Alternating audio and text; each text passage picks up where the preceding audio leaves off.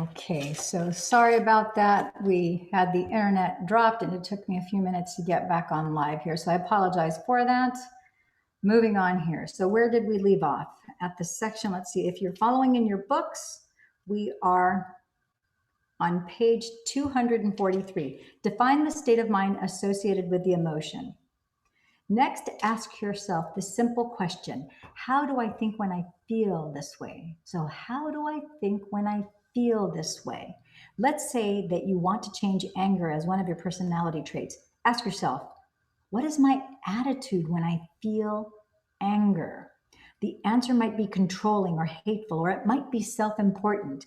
By the same means, if you want to overcome fear, you might have to address the state of mind of feeling overwhelmed, anxious, or desperate.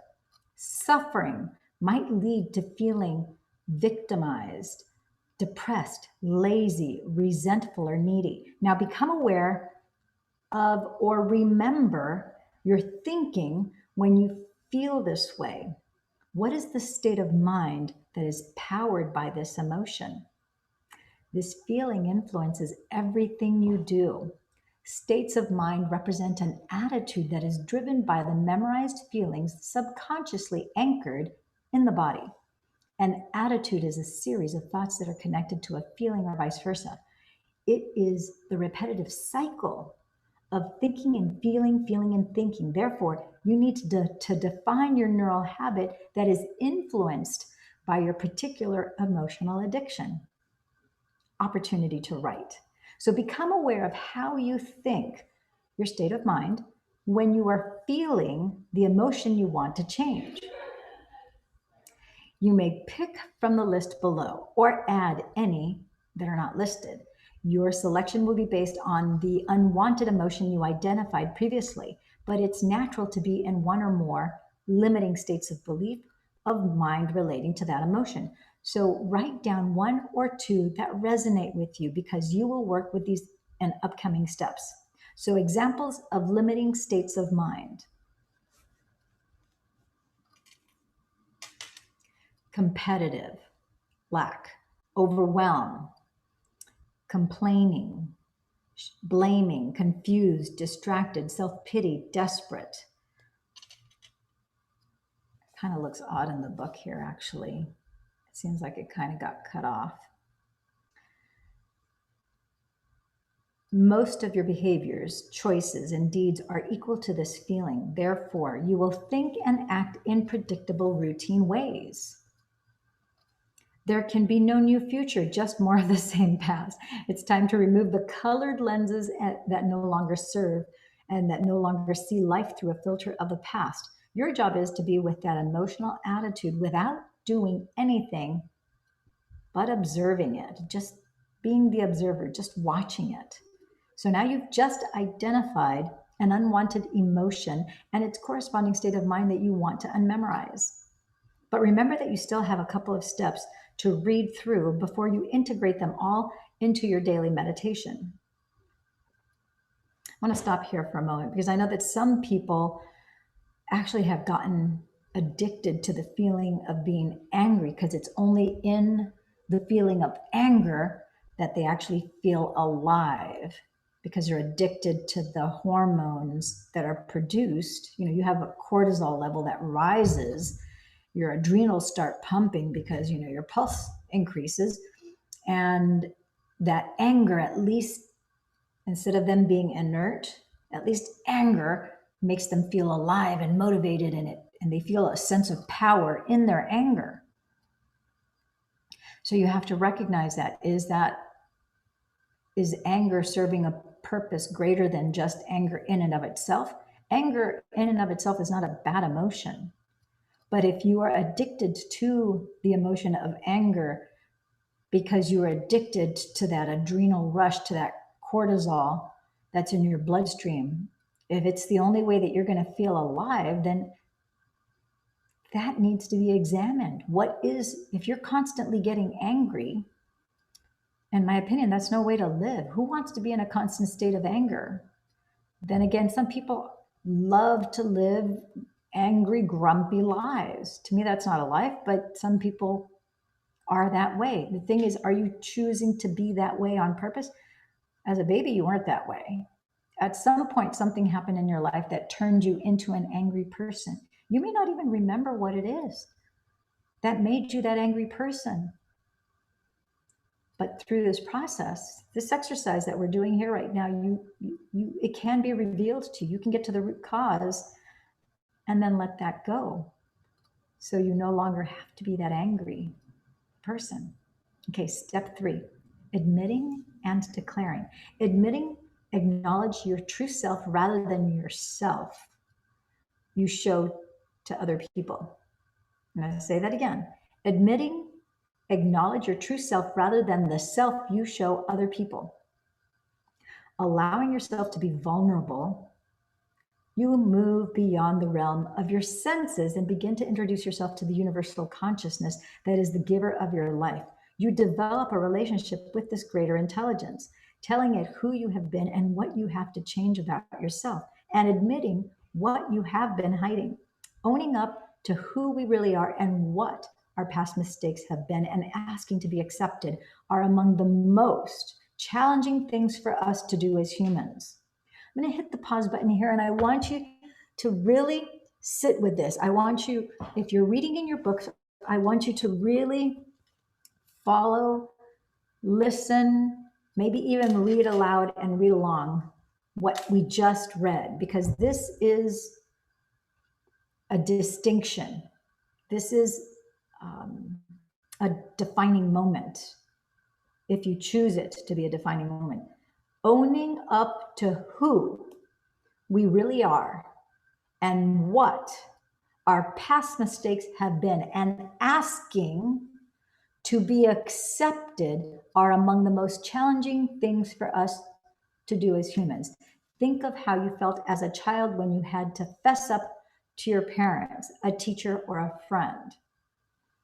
So what we just read right here requires me, as I do this for myself, it requires me to be vulnerable with me. As I step up and I have the courage to be vulnerable with myself, only then will I have the courage to step up and be vulnerable with another human being. But if I fail to have that courage to be vulnerable with myself, and in essence, by definition, I'm being cowardly. If I can't stand to look at myself, then how can I expect anybody else to look at myself? And then, of course, I'm going to be projecting my false self. I'm really a deceiver. I'm not really truthful to who it is that I truly am. Is that really how you actually want to show up in the world? Really? There is a better way. And at first it might be scary. It's for any of us who have done this work. It's always scary, but you know what? Big boys, big girls, we feel the fear and do it anyway. We have the courage. We go, you know what? I don't know what it's going to take. I know that the end result is that I'm going to be the truest expression of myself. I know that I'm going to be in integrity. I know that I'm going to have to muscle it up to be vulnerable with myself. And then after I'm vulnerable with myself, I'm going to have to, you don't have to be vulnerable with the entire world. You may select just one or two, just a handful of people or one other person that you're vulnerable with. As long as you're able to do it with one other person in your life, it could be your significant other. It might be your best friend. It might be a confidant. It might be, for some people, it's their therapist, it's their rabbi, their priest, their pastor, their minister, their shaman, their whoever, their mentor. It could be a mentor. It could be your guide. It could be your coach. You know, maybe you have a close relationship with your boss and you admire them and you're following in their footsteps and they're mentoring you. Maybe to them. I don't know who it is, but you need to have at least one other person on this planet that you're able to be vulnerable with and to open up and be your true self. If you're going to accomplish anything great in your life, I mean, the greatest thing that you can accomplish in your life is to truly know yourself and own yourself 100%. It's simple. I didn't say it's easy, but it's simple. And it starts with these steps. And there's layers to it. I don't know how many layers. I'm not saying that I've been through all the layers because I have no idea how many layers are. But what I've been learning over the last several decades is that there are layers to this work. And for some people, it goes faster. For some people, I think depending on certain personality types, it's easier for some versus others. But we all have to do the work. So you develop a relationship with this greater intelligence, telling it who you have been and what you want to change about yourself, and admitting what you have been hiding.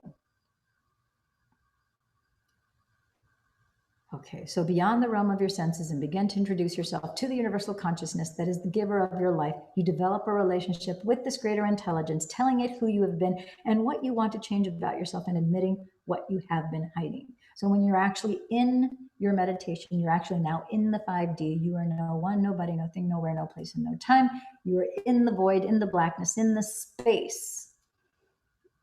You then bring into that void, into that space. And as you are the conscious awareness, you're like, okay, I want to be vulnerable. I want to be standing in my true, authentic power. I want to embrace the all of who I am. I want the universe to open up all of the abilities that I have, known and unknown, latent, hidden gifts. I want the mother lode to be, and some people don't want that. Some people just want one or just what I can handle right now. It's different for everybody. It doesn't matter. It's whatever you want. I know that between here and the point that I am no longer on this planet Earth, I want to have experienced and to have received every gift that the divine ever intended for me and then some. I want the whole mother lode to be unleashed because I know that I'm not here and these things are not being granted upon me and shown and revealed to me and gifted to me just for me.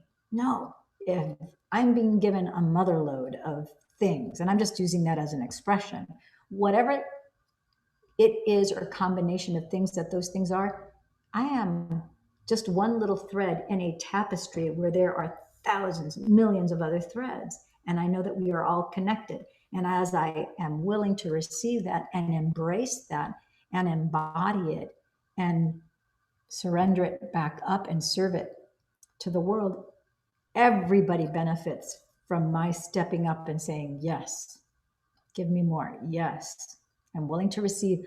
I don't know how to use any of these things. And as these things are revealed, you might go, what am I supposed to do with this? I don't know what this is. I don't even know what it's called. It doesn't matter. One step at a time. Every moment will unfold and unpack another moment, which will unpack and unfold another moment, and so and so and so forth. You don't need to, tomorrow will take care of itself. You don't need to worry or toil or strive or, each moment will take care of itself. All you have to do is show up as the willing consciousness and take the step that's right in front of you. You have a step. Put your foot on the step. And your focused awareness is your hands on the steering wheel. And go. So owning up to who we really are and what our past mistakes have been and asking to be accepted are the most challenging things for us to do as humans. Think about how hard that is for any human being, man or woman, child, adult, elderly, it doesn't matter how old you are, for you to own your mistakes, whatever your shortcomings are, where you missed the target, asking to be accepted despite the error of your ways or a particular behavior, how you behaved in the past. You're asking, when you ask to be accepted, that's a really vulnerable place to be in. It's also a very powerful place to be in. That's among the most challenging things for us to do as a human being. So think of how you felt as a child when you had to fess up to your parents, a teacher, a friend. Have those feelings of guilt, shame, and anger changed now that you're an adult? Most likely, you still experience them, but maybe not as strongly. I'm going to hit the pause button here because depending on how you were raised and depending on how conscious your parent was to encourage and discourage certain behaviors, will to a certain degree reflect how well you are able to embrace and do this. In some families, parents are very unforgiving. They don't forgive each other, they don't forgive anybody, and they don't forgive their kids either. And if their kid does something wrong, they're going to hold a grudge. So a kid like that is going to have a monumentally bigger challenge to come up to somebody and say, you know what, I messed up, I made a mistake, accept me as I am, because a mother or father who sure as hell wasn't forgiving to anyone, including themselves. They're not forgiving to their spouse. They're definitely not forgiving to their siblings, to their parents. They're not about to do that with their kid either. So that kid's going to have, he's got an entire lifetime of conditioning that no, even I remember being 11 years old and maybe my mom's best friend encouraged me to go say, sorry, mom. And my mom then took an opportunity to bite my head off a second time. So it was like double injury. Ugh. And if that's your history, I'm really sorry that you had to go through that. The entire world is not like that. Your mom, if she treated you that way, she didn't know any better. She honestly didn't know. And because of that wound, she passed that wound on to you. And now that you're a grown up, once you know better, you can do better. So you can start to practice this with the people who are closest to you. Maybe your best friend, maybe your lover, maybe your partner, maybe your boyfriend, maybe your girlfriend. Maybe it's your brother or your sister. Sometimes in some families, your brother or your sister can be your best friend, or your cousin. Whoever it is that's closest to you, you can actually have a conversation. He's like, look, you know what, I'm just realizing this, and I am studying this book, Breaking the Habit of Being Yourself. And one of the things that they talk about doing here is knowing and admitting your faults and saying, hey, you know what, I messed up here. This is a mistake that I made, but I'm asking you to forgive me for this. Now I realize it. I want to make amends. And I'm asking you to accept me, the perfect and the imperfect parts of me. And I'm willing to do the same thing for you. I know I'm bound to make another mistake at some point in the future. And I really appreciate the fact that you're willing to still be open and still accept me, flaws and all. And I want you to know that I would do the same thing for you, that I know that, it's possible that you're going to make a mistake too in the future. And when you do, you come and you fess up to it, and I'll be willing to forgive you too. And you have that agreement. That's a powerful place for those two human beings to stand in, because no one's perfect. Nobody gets it right all of the time. None of us do. None of us do. As we know better, we do better. So as a result, when we admit to ourselves and to that universal power, there's no punishment, no judgment, no manipulation, no emotional abandonment, no blame, no scorekeeping, no rejection, no loss of love, no damnation, no separation, no banishment. You know what? As I read this list, it says here, as a result, when we admit to ourselves and to that universal power, there is no punishment, judgment, manipulation, emotional abandonment, blame, scorekeeping, rejection, loss of love, damnation, separation, banishment. Sounds to me and feels to me like the definition of true love.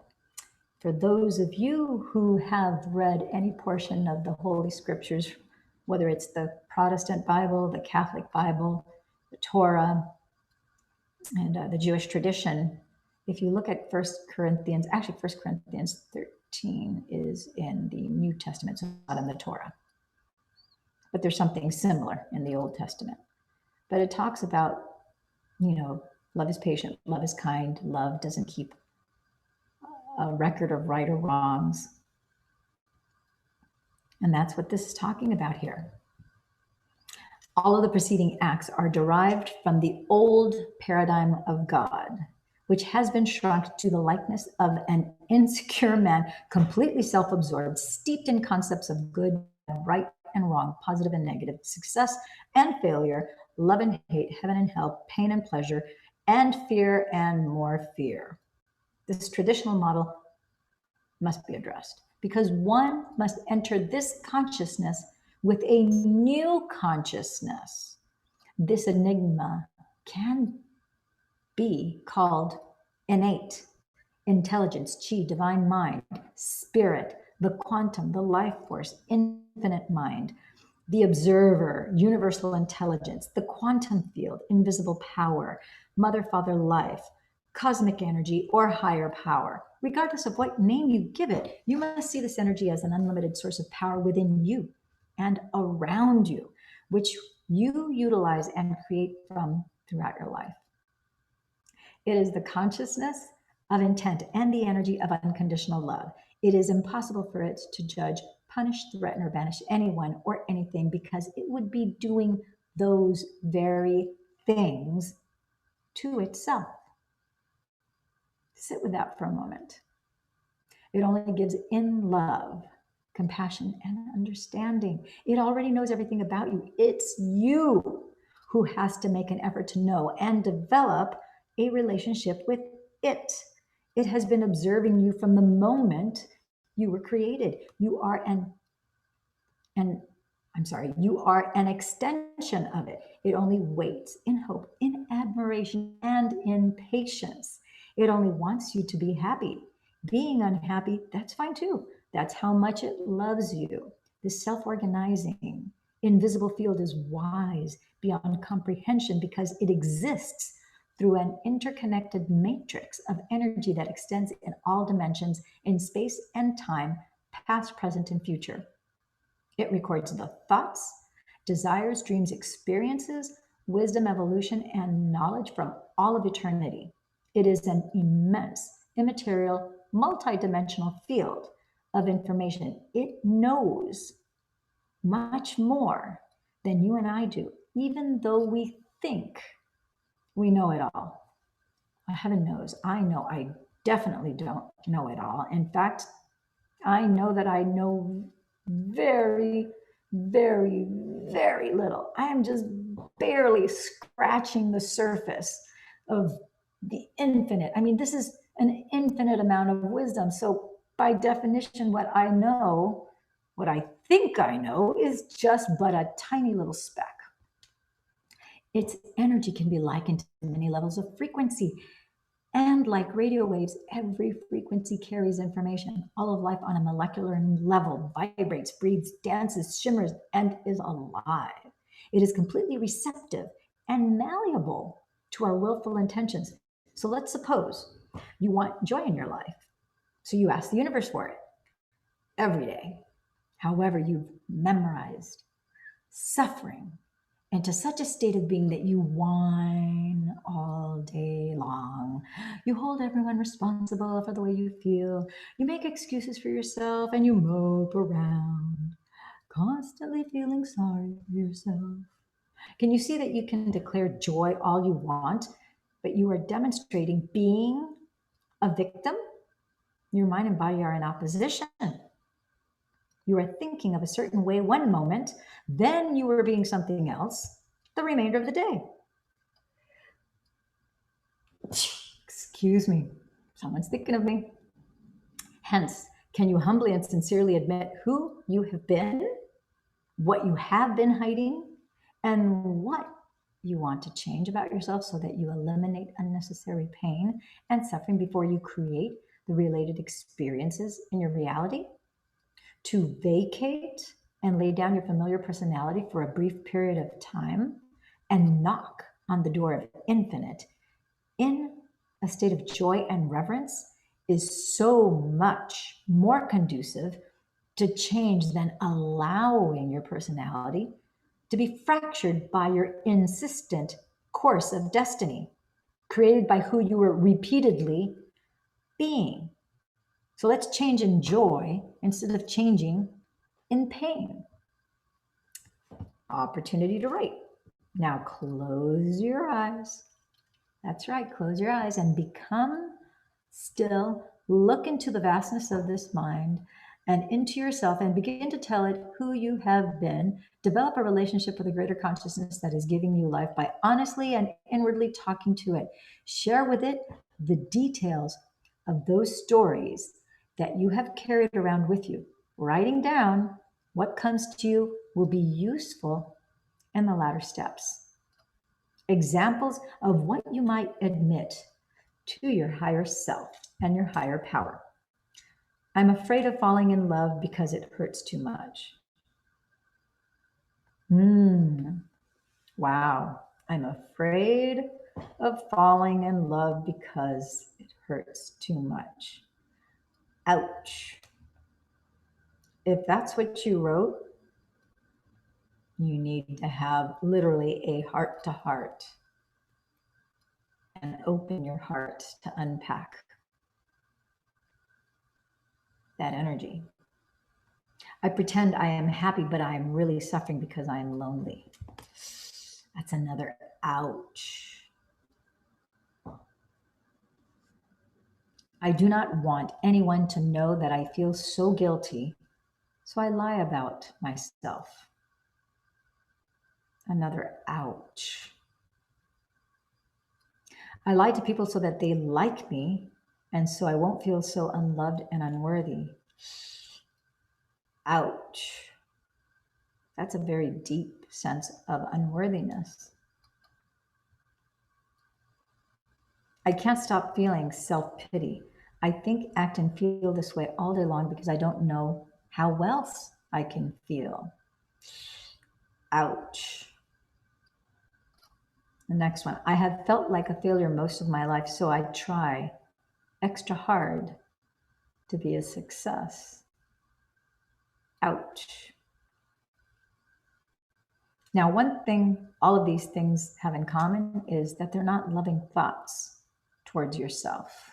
Some of these could have been learned and inherited by the family system and structure in which you were raised. It's not only possible, it's probable. And the likelihood is that it's been passed down 2, 3, 4, 5, 6, 7 generations or more. But it doesn't need to continue. You can change it. Yeah, you have everything that you need right here. Now take a moment and review what you have written and what you want to admit to this higher power. It's just you and infinite source intelligence, the great I am, the divine. It's just you and it, and you are one with it, and it is one with you. Now, declaring outwardly, acknowledge your self-limiting emotion. Whatever your self-limiting emotion is, for a lot of people, it's feeling that they're not enough or feeling unworthy.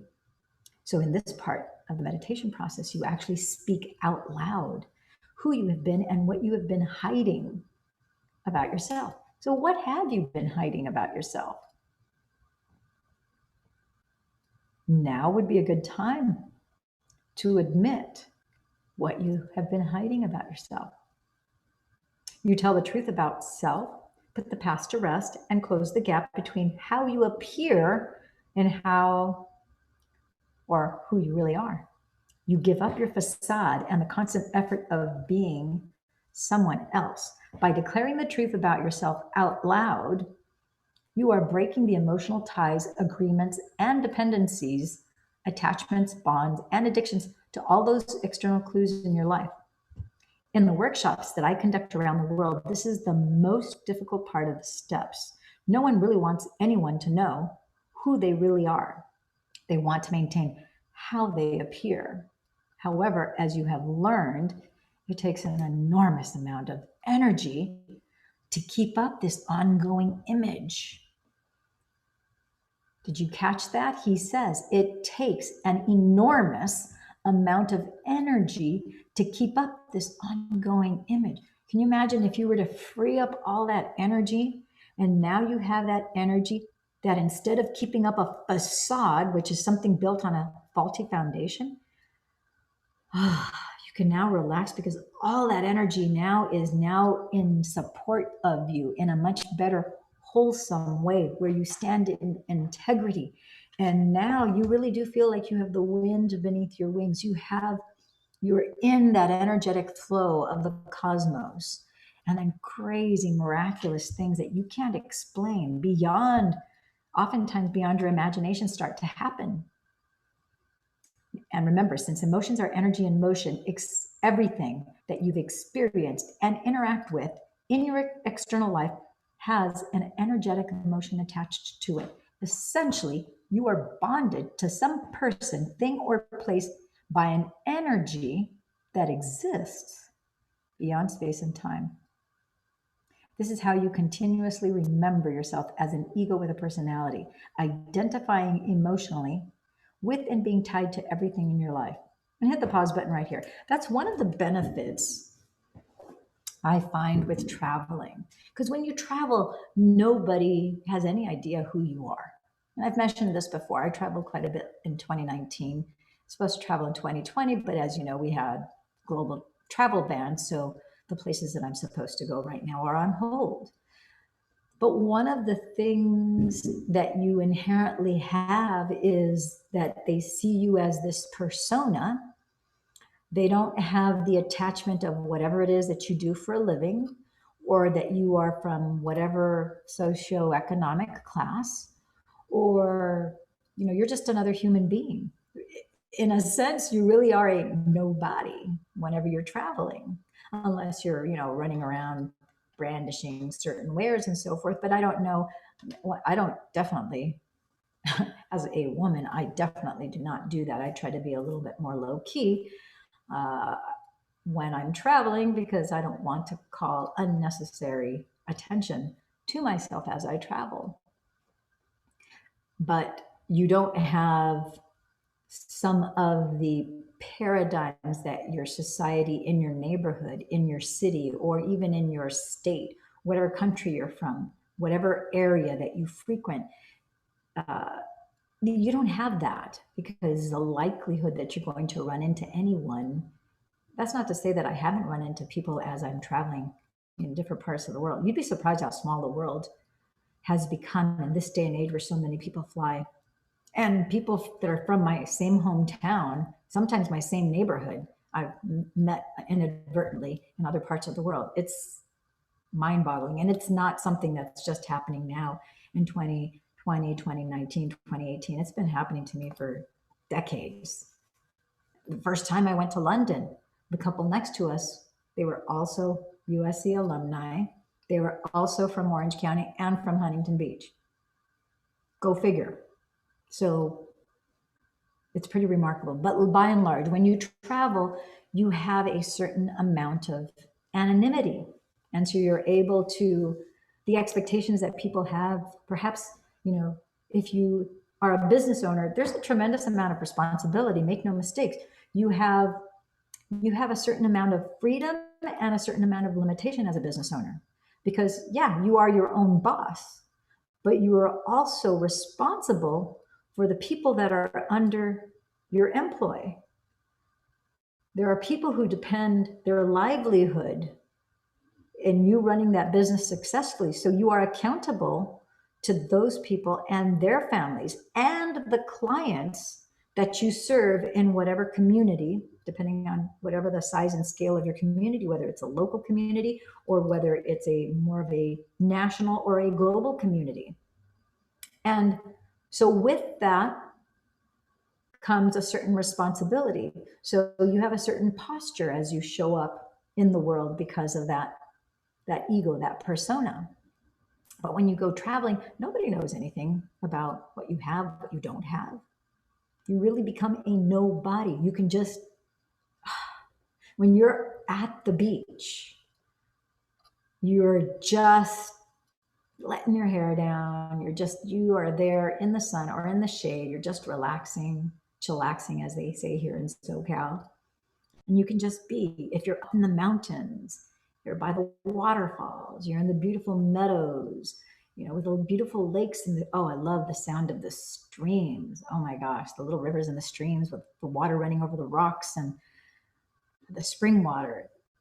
It really is a beautiful plane of existence. The birds don't care what your net worth is, how much money you make, how many degrees you have, how many assets you have, what your stock portfolio, what your account, blah, blah, blah, blah. None of that matters. That's part of the beauty when you travel. Nobody really knows any of those things. And that's one of the reasons why it's important, I think, to invest in yourself and go away to these 7-day events, these places where you're going to retreat from life as usual. All the expectations, all the habits that you have day in, day out, that's all off the table because now you're surrendering to an itinerary and a schedule that you didn't create, but you signed up for. You signed up for this. You're like, okay, I have no idea what time it's going to start, what time it's going to end. But it's like, you know what? I really want to break the habit of being myself. And so I'm going to do this. And I'm going to do whatever I need to do in order to go to this event, whether it's Dr. Joe's or anyone else that does something similar. I can think of no one that does a better job than Dr. Joe. I think there is no one above him, in my opinion. If you really want to get effective results, I believe that this is what you need to do. And you either do it by following do-it-yourself wise, which is what you're doing by watching this video, or you go and you attend. And you can do a staycation, you could do your own staycation. A lot of us have been doing that, during this pandemic, but you can choose to go get away, go to the mountains if you live by the beach, or go to a different beach. And put this into practice over the course of the next, few weeks. So for example, if you hate someone, and hate keeps you emotionally attached to the other person, your emotional bond is the energy that keeps this individual in your life so that you can feel hate and thus reinforce one aspect of your personality. I've seen people who have been abused who go back under the umbrella of the housing of the abuser as an adult. I don't know why any adult in their right mind would do this, but that shows you the level of addiction that that person has to be under the thumb of that abusive elder personality type now, because they need to reinforce the addiction of having that animosity, of having that anger, that feeling of victimization with that character. As an adult, you don't need to subject yourself to that, and yet people do. Why? Because they're addicted to that behavioral pattern. They are still living in the past of their childhood, even if they're 30, 40, 50 years old. Something to think about. In other words, you use that person to stay addicted to hatred. By the way, it should be obvious by now that your hatred is primarily hurting you. Now, these are Dr. Joe's words. So for example, if you hate someone, that hate keeps you emotionally attached to the other person. Boys and girls, friends and gems, don't hate your exes. By hating your ex, you're emotionally charged and bound to them. Forgive and let go so that you don't have that energetic bond between you and them. If you have broken up with someone, whether it was a day ago, a week ago, a month ago, a year ago, or 3 years ago, and you still feel a tie, a negative charge, and a negative connection to that person, watch the video that I did on 5 steps. How to get over a breakup in 5 steps. It's here on Love and Money Secrets TV. How to get over a breakup in 5 steps. I did those steps. The process that I described at the beginning of that video that I did the same night that my boyfriend and I broke up. I could have never in my wildest dreams have ever imagined that I was going to feel free and actually feel good just a few hours later. The next morning, I only slept 2 hours that night. And the next morning, my brain couldn't wrap itself around how good, how free I felt. It didn't make any sense. And I thought, what's going on here? I'm like, I feel really, really good and I feel free. And I felt light. That's incredible. And there are several other things. Make no mistakes, it's been a process. Some of them I had to repeat more than once. But it works if you trust the process, if you do it. And there are neurosomatic processes that are not contingent upon your brain believing if or that it will work, which is why they were so effective, why it has been so effective, not only for me, but also for the men and women that I've guided through that process. The video is on YouTube there for free. You don't have to pay a nickel. You don't have to pay anything for it. It's there so that you can get the pain relief. If you just broke up with somebody tonight, you can watch the video and you can start to put into action what I talk about in that video. That's a gift. I'm paying it forward. I want you to be pain free, and I want you to move on to the next chapter of your life and let go of whatever charge. Don't hate your ex. Don't hate whoever you broke up with, whether it's a boyfriend or a husband, whoever they might be. Don't hate them. If you got a business divorce, don't hate your former business partner.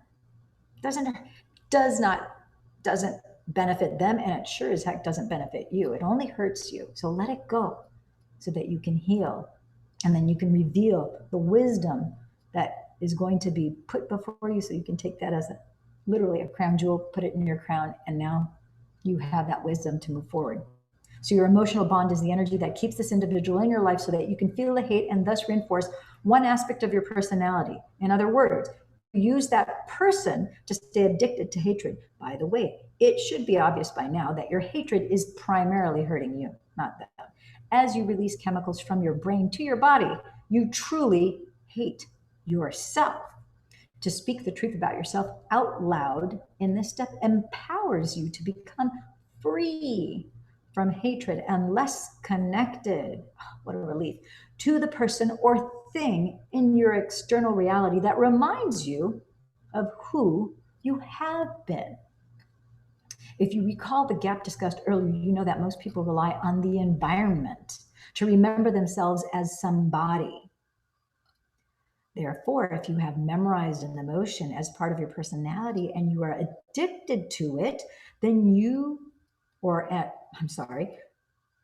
Therefore, if you have memorized an emotion as part of your personality and you are addicted to it, then when you declare who you have been emotionally, you are calling energy back, releasing it to you from your emotional bonds with everything and everyone in your life. This conscious statement by you will free you from the old self. In addition, by claiming your limitations and consciously revealing what you have been hiding, you are freeing the body from being the mind. And for that reason, you are closing the gap between how you appear and who you really are. When you verbalize who you have been, you also liberate the energy stored in your body. This will become free energy for you to use later on in the meditation to create a new self and life. I cannot begin to tell you how much energy has been locked up and misused in this particular type of energy format. It could be hate, it could be resentment, it could be anger, it could be sorrow, it could be sadness that you have tied up to another person. Those lower energy vibes, once you forgive and let go of yourself and them, oh my gosh, that is a tremendous amount of energy, creative life force energy that you have to create all sorts of such cool, awesome, fun, exciting, miraculous things. Don't take my word for it. Do it, test it, try it, and see for yourself. Bear in mind that your body will not want to do this very readily. No, like a bucking horse, it's going to kick and scream. Your ego automatically hides this emotion because it doesn't want anyone, and it doesn't want anyone to know the truth about itself. It wants to remain in control. The servant has become the master, but the master now must let the servant know that he or she has been delinquent, unconscious, and absent. Basically, our consciousness has been sleeping on the job because we allowed our ego and our brain to run the show. No more, though. So it makes sense that your body will not want to relinquish control. It's not going to want to give up the reins because it does not trust you. But if you just open your mouth and speak out in spite of the body's control, it will begin to feel lighter. Doesn't that sound like a relief? Just to have your body feel lighter and relieved. And you will begin to be back in command.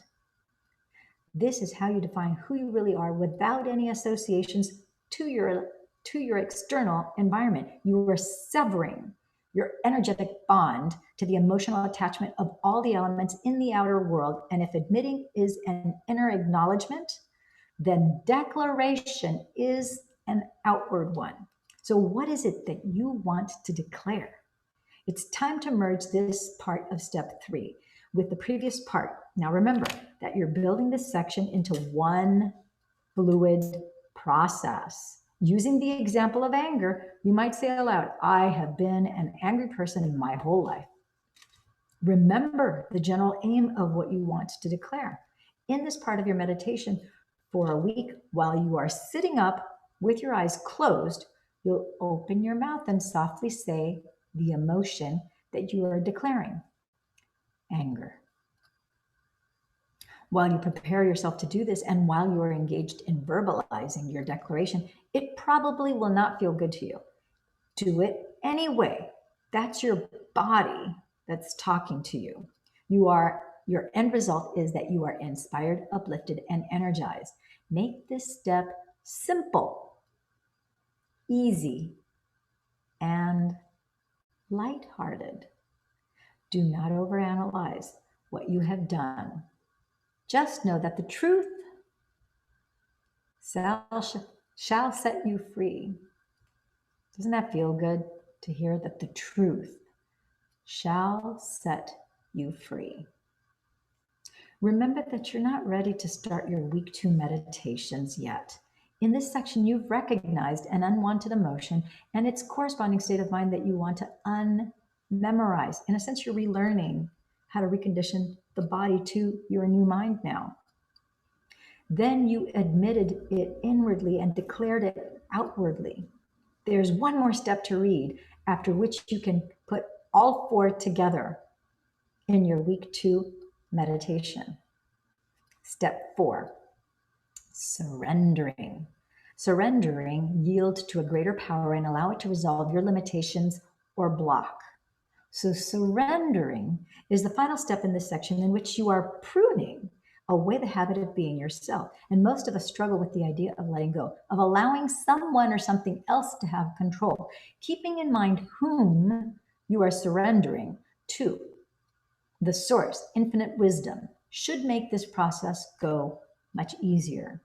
I want to hit the pause button here because make no mistakes. The infinite wisdom, the infinite source intelligence, the great I am, the divine, the energy that had the wisdom to make your body, to create your body so that at conception, it would create the body that came out of your mother's vessel that was now named whatever your name is. That same intelligence knows exactly what it needs to do to recondition this body to a new mind, to optimize this body so it can get rid of whatever addiction, whatever disease. It could be that you have a disease because certain addictive mental patterns or thought patterns or emotional patterns or behavioral patterns, or maybe a combination of all those things. Maybe all those 3, 4 things are woven together to create a condition which you now have. It doesn't matter what it is. Everybody has something. Make no mistakes. So whatever it is, You can, in meditation, let go. Say, I don't know how I'm going to get rid of all this stuff. I do know that infinite source intelligence. I know that you know it all. And I am here showing up, and I want to be a joyful, happy, prosperous, laughing, bliss filled, abundant, wealthy, striving, self actualized person. And what would it feel like to be someone who is and you fill in the blank, who is a successful father, successful mother, who's a successful business owner, who's a successful, whatever your profession is, or if you're wanting to change professions, or to be happy, healthy, and wealthy, whatever it is, you get to choose and trust that the universe knows exactly what combination of the 140,000 chemicals that your body makes, because your body is a protein making mechanism, to signal your autonomic nervous system to fire and wire the neural pathways of your brain, and to signal, trigger, up regulate or down regulate any combination of your 23,688 genes in the body to effectuate the 50 trillion cells that you have in your entire body. It should be a relief for you to think, oh, I don't need to know all the details. I don't need to know all the chemistry. I don't need to know all the neurology. I don't need to know all the science behind it. Infinite source intelligence knows it all. Einstein said that no problem could be solved from the same level of consciousness that created it. The limited state of mind of your personality is responsible for creating your limitations, and the answer has not come to you. So why not go to a grander, more resourceful consciousness to help you overcome this facet of yourself? Since all potentials exist in this sea of infinite possibilities, you are humbly asking it to take your limitations from you in a different way than the mode in which you have been trying to resolve this issue. I'm going to pause right here because there is a process. This process that Dr. Joe is talking about is an extremely powerful process that we undergo in meditation. When we go into meditation, you're unlocking the door of your subconscious mind by going into theta state. First of all, you have to get into heart coherence and brain coherence. Then you go into theta state, and then you unlock the door of your subconscious mind and you start to give it the commands, focusing on what it is that you want, not what you don't want. You already know what you don't want. By knowing what you don't want, you can redefine and actually express and declare what it is that you do want in the affirmative. Now you download that information into 5D and you focus on that. Dr. David has an incredible process whereby you do these informations. Yes, they're called informations. And it's something that I do with my private clients that I guide, where you are able to create a series of questions that evoke an emotional, I don't want to say precognitive, but it evokes your subconscious mind to answer in a way that you could have not been aware of before. And it's really simple, painless, and revealing when you do that. If you combine that, some of those, that way of making those questions and information so that now you can now take that into meditation, holy cow. That's where that's another level of quantum creating. You all are alchemists. Make no mistakes, but most of you have been dormant alchemists. It's like you were given this incredible inheritance of $100 million.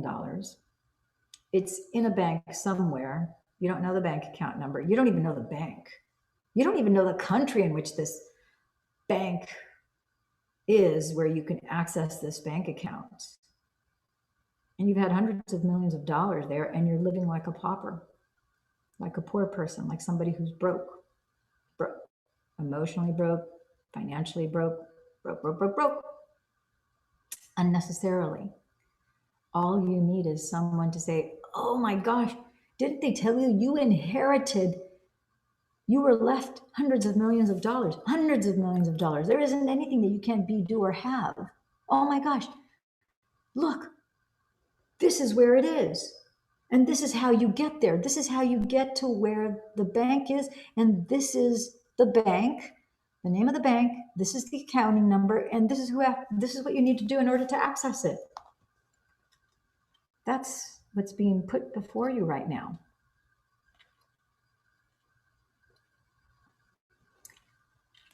So the limited state of mind of your personality is responsible for creating your limitations, and the answer has not come to you. So why not go to a grander, more resourceful consciousness to help you overcome this facet of yourself? Since all potentials exist in this infinite sea of possibilities, you are humbly asking it to take your limitations from you in a different way than the mode in which you have been trying to resolve the issue. Since the best way to transform yourself has not occurred to you, and what you have been doing up to this point to overcome the problems in your life has not worked yet, it's time to contact a greater resource. The consciousness of the ego could never see the solution. It's at the wrong vibration. That's why it'll never see the solution. It is steeped in the emotional energy of the dilemma, and therefore it only thinks, acts, and feels equal to that mind. It only creates more of the same. So your change will be executed in a way that is unlimited from the objective's mind perspective. It sees you from the perspective of not being you. It perceives potentials that you have not even thought of because you were too busy being lost in the dream by responding to life in predictable ways. So, however, if you say that you have surrendered to the objective consciousness assistance, yet still try to do things your own way, can you see that it is impossible for it to assist you in changing anything in your life? That's why you keep on getting what you keep on getting, because you keep thinking what you keep on thinking. So you keep getting what you keep on getting. And so you're like on this, same scratched record over and over and over and over and over and over and over again. And if you're trying to prevent and you're guarding yourself from whatever emergency or any unwanted situation because you're trying to fend for yourself because you think the world is a scary, hostile kind of a place, then you're going to be recreating more of that scary, hostile place. And when you are in a fear or flight mode, that is not a time for growth and repair. You cannot create anything of any significance for you or anybody else when you're in that lower vibrational state of fight or flight. You need to get out of that space and be in that space of an open-hearted energy center where your heart is open, where you have unconditional love, unconditional for yourself, unconditional love of yourself, and connected to the great I am, to the divine. And by your own free will, you're going to accomplish this.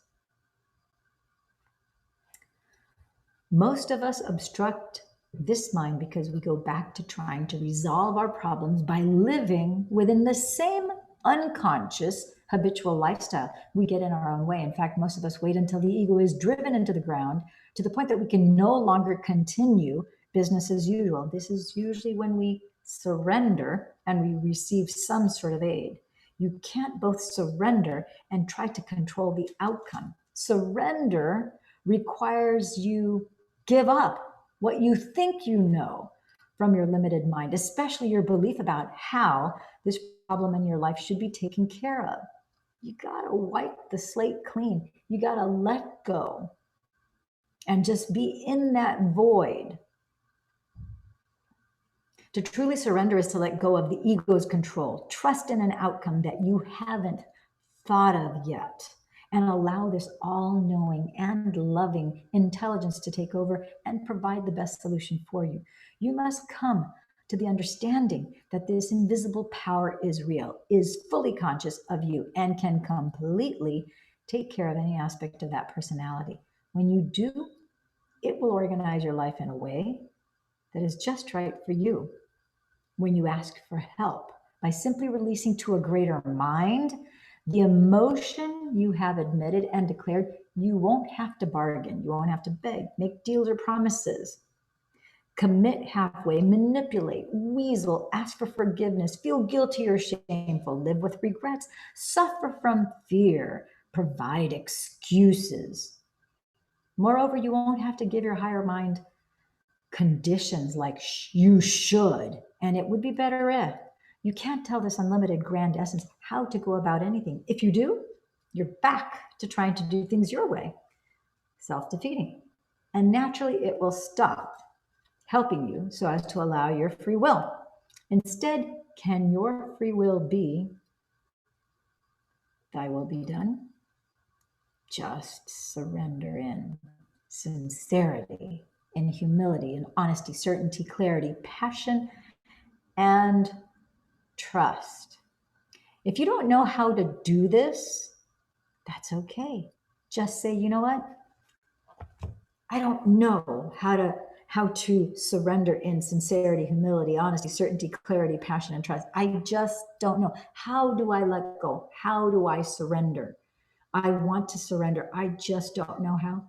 So I let go and I just ask divine that you would meet me and that you would help me, show me how. Show me clearly, show me clearly, show me clearly. I let go, I let go. And just say, I let go, I surrender, I let go, I surrender, I let go. Just you're saying, I let go, I surrender, I let go, I surrender. That's it. My friends and gems, it's as simple as that. I let go, I let go, I let go, I surrender. Show me clearly, show me clearly, show me clearly. I let go and I surrender. And then be still and be quiet and see what happens. And then get out of the way. Joyously give up the emotion you want to let go of to a more expanded mind and know that it will do this for you. It will do this for you when your will matches its will, when your mind matches its mind, and when your love of self matches its love for you, it answers the call.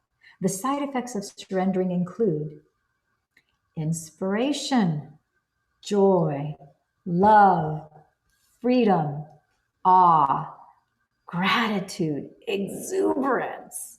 When you feel joy or live in a state of joy, you have already accepted the future outcome that you want as a reality. When you live as if your prayers have already been answered, this great mind can do what it does best by organizing your life in a new and unusual way. It's usually unusual ways, multiple ways. It really is phenomenal. What if you knew that some issue facing you had been completely taken care of? What if? What if you were certain that something exciting or great was about to happen to you? What if? If you knew it without a doubt, not even 1%, because 1% doubt, you're out. So without a shadow of a doubt, you 100% absolutely, resolutely know, something has been taken care of for me. I don't know what, I don't know when, but I know it's done. There would be no worry, no sadness, no fear, no stress. You would be lifted. You would be looking forward to your future. Some of you ask me, how is it that you can get so excited as you're reading these things? Because I do these meditations and I've put in my order and I've seen clearly the vision. And I have now enough practice where I've done this enough times where I've had the manifestation present itself, and it's crazy. It's not, I would have thought that it would have been a deja vu experience. It's not a deja vu. It's like a rewinding of a videotape. You're like, oh my gosh, the same words. People, I can control myself, kind of, but other people are acting the way I visualized. You're like, how is this possible? I don't know how it's possible. I know that it has happened to me. So now, in eager anticipation, I have a lot of unknowns. Everybody has unknowns. We have no guarantees about tomorrow. I have no guarantees for later tonight. Everybody has challenges. Everybody has problems. Everybody has obstacles to overcome. So those unwanted things, those obstacles, those things that maybe in the past would have caused me to worry, I don't worry about them anymore. I'm like, oh my gosh, I can bring it in meditation. I can even mold this. I can add to, and I can make it even juicier and yummier than what I originally thought. Oh my gosh, I know that I put the order in. It's like doing the Command S on your computer, where it's like saved, it's downloaded into your computer. Done. It's done. I don't know when, I don't know how, but I know that I have that in queue. I know it's coming my way. So I am in gratitude and in appreciation, which magnetizes it so much faster. It's going to happen so much faster because I know that I know that I know. Now it's like, oh my gosh, I have a queue, I have a line, I have this like little escrow, this vortex of these creations that are boop, boop, boop. Today I had, oh my gosh, so many revelations. I've got a video that I will be recording, pretty outstanding. Won't get into that right now, but if I told you that I was taking you to Hawaii in a week and you knew that I was serious, wouldn't you start to get happy in anticipation? Your body would begin to physiologically respond ahead of the actual experience. Well, the quantum mind is like a big mirror. It reflects back to you what you accept and believe as true. So your outer world is a reflection of your inner reality. That, my friends and gems, is a very, very, very deep precept, which we don't have time to go in and dive in deep today on this. It's already 11:27 p.m. We started at 9, and this is the second part because, as you know, we got disconnected for a few minutes. Your outer world is a reflection, a mirror of your inner reality. So the most important synaptic connection you can make when it comes to this mind is to know that it is real. Think about how a placebo works. You know by now that we have 3 brains: the brain in your head, the brain of your heart, and the brain in your gut. 3 brains that allow us to evolve from thinking to doing to being. Often subjects with health issues who are given a sugar pill that they think is medicine accept the thought that they are going to get better, begin to act as if they are better, begin to feel better, and finally are being better. And as a result, the subconscious mind within them, which is connected to the universal mind all around them, begins to change their internal chemistry to mirror their new belief about their restored health. The same principle applies here. Believe that the quantum mind will answer your call and help you. Make no mistakes, this is good for not only healing your body from whatever syndromes, disease, infirmities, whatever health condition you have, or if you have a relational condition, or you have a financial condition, psychological condition, whatever, it does not matter. The quantum, the divine, that infinite intelligence that is connected to all that was, is, ever will be, that is not bound by time, that everything, not only in this 3D dimension, but throughout all of infinity, it's not bound by anything. It is limitless. If it's a relationship, if you want a loving, healthy, beautiful relationship, you can create that here. If it is a new car, if you want, go to the moon, whatever it is that you want. If you want to manifest a Starbucks, that somebody would give you a Starbucks, whatever it is, it doesn't matter. It really does not matter. At the crux of this all, this life experience is a journey of embracing true love, unconditional love inside your heart, being connected to the divine in that loving state, and mastering. This is all about self-mastery, being the conscious awareness and recognizing that your ego and your brain and your emotional body are not you. Those are your servants, your conscious awareness, and mastering your conscious awareness to manage the ego, to manage and command the brain. And the brain is then going to command and effectuate what you want in the body. That's how it works. So your heart has to be the master of all of this, your conscious awareness. And once you get that straight and you're crystal clear on that, then there's levels, because there are things that fear likes to morph itself and then come in subtly. And when things are obvious, you're onto it. So now it has to be a little bit more crafty. And then you're like, oh, wait a minute, I'm onto you. That's fear. That's, oh my gosh, you little bugger. You are trying to slither your way back in here. No, no, no, no, no. I'm onto you. Ego? No. You're not my amigo. You're my enemigo. Thank you. You're there for contrast. You're serving a purpose. I can get rid of you now. Brain, now you can command your brain. And then your body has to follow suit. Your body is now being conditioned to a new mind. Your body has to catch up.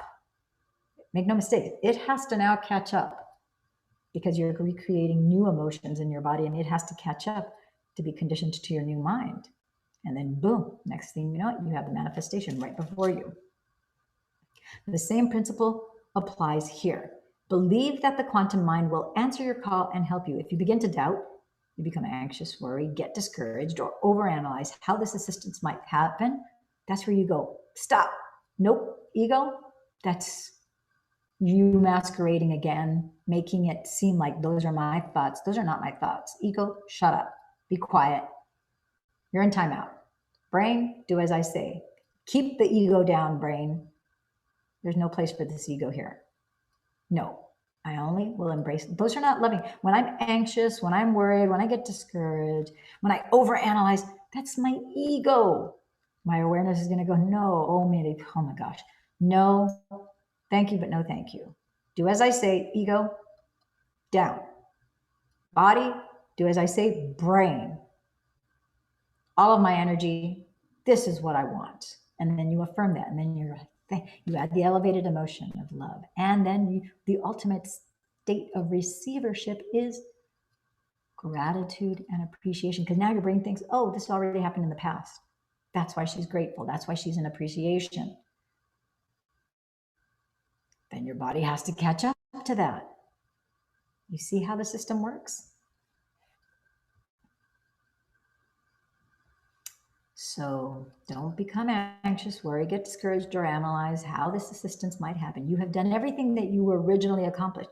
You got in your own way. You blocked something greater from helping you. Your emotions demonstrated. Start to see now how self-sabotage works. Your emotions demonstrated that you disbelieved in quantum possibilities, and therefore you lost your connection to the future that the divine mind was orchestrating for you. This is how you slow things down when you give in to worry, fear, anxiousness, doubt, This is when you have to go back and reinstate a more powerful frame of mind. Talk to the quantum mind as if it knows you very well and loves and cares for you, because it actually does. Okay, I'm going to stop here because it's 11:34.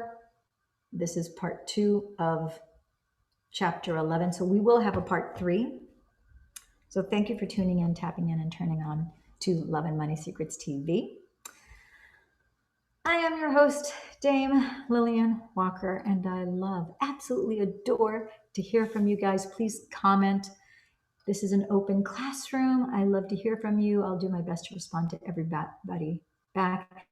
If you think that you would like to have a private one-on-one, whether it's one-on-one or one-on-10 in one of our group settings, let me know. My contact information is here below. If you feel so inclined and your heart feels compelled to want to share with me $1, $5, $10, whatever the amount, your donations are heartfelt and welcomed. It really helps with the digital assets that I have to purchase for the creating of these videos. And I really thank you so much from the bottom of my heart. And thank you for showing up again today and Make no mistakes. I'm broadcasting love. I do this with an intention of love, always meditating, putting the best intention forward so that you would be blessed and healed even as you hear, as you read, as you experience this video. Okay? Ciao. Ciao for now.